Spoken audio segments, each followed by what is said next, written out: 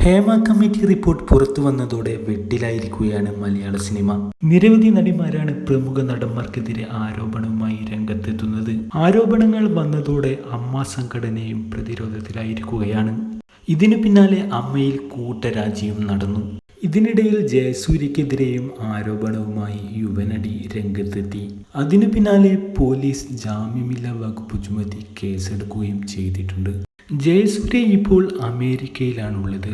നാട്ടിലെത്തിയാൽ police arrest ചെയ്യുമെന്നുള്ള ഭീതിയും Jayasurya കൂട്ടുകാരോട് പങ്കുവച്ചിരുന്നു.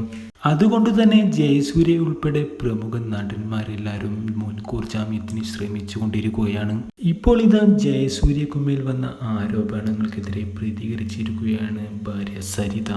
ആരോപണം പുറത്തു വന്നതിന് ശേഷം ജയസൂര്യ എന്നെ ഫോണിൽ വിളിച്ചിട്ടില്ല എന്നും ആരോപണങ്ങൾ ശരിയാണെങ്കിൽ എനിക്ക് എൻ്റെ വഴികളുണ്ടെന്നും ഭാര്യ പറഞ്ഞു.